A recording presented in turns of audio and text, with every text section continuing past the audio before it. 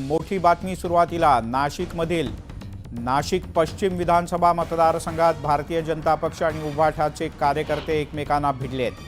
मोठा राडा झाला। उभाठाचे उमेदवार सुधाकर बडगुजर यांचे कार्यकर्ते पैसे वाटप करत असल्याचा आरोप भाजप नगरसेवक मुकेश शहाणे आणि त्यांच्या कार्यकर्त्यांनी केलाय। तर भाजपच्या कार्यकर्त्यांनी धक्काबुक्की केल्याचा आरोप बडगुजर यांच्या कार्यकर्त्यांकडून करण्यात आलाय। यामुळे दोन्ही पक्षाचे कार्यकर्ते आमने-सामने आले। नाशिकच्या दौऱ्यावर असलेले भाजपचे आमदार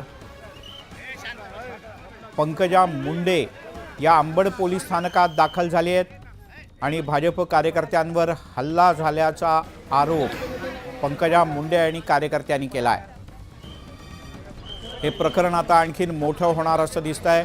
नाशिकमधील भाजप आणि ठाकरे गटाचे कार्यकर्ते परस्परांना भिडले।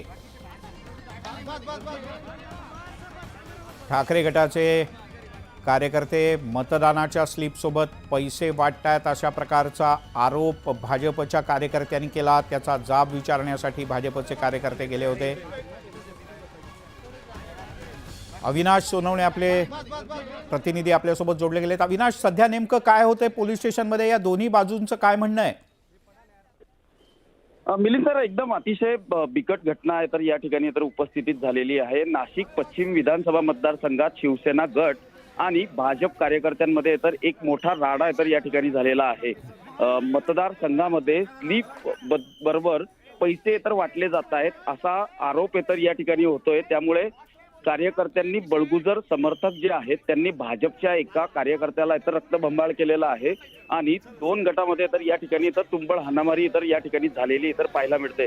एका कार्यकर्त्याला तर चाकूने तर हल्ला केलेला आहे। त्यामध्ये भाजप कार्यकर्ता जो आहे तो एकदम गंभीर जखमी तर आता सध्या स्थितीला आहे।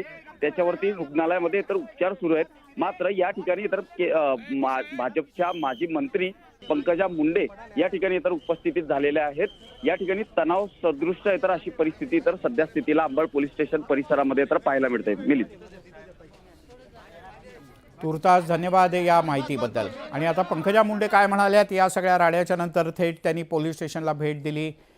पंकजा मुंडे या इथे पोहोचल्या, त्या नाशिकच्या दौऱ्यावर होत्या आणि त्याच दरम्यान ही घटना घडली। घटना घडल्याचं कळताच भाजपच्या शेकडो कार्यकर्त्यांचं पंकजा मुंडे या थेट पोलीस स्टेशनमध्ये पोहोचल्या। अंबड पोलीस स्टेशनमध्ये, ज्या पोलीस स्टेशनच्या हद्दीत ही हाणामारी आणि बाचाबाचीची घटना घडली।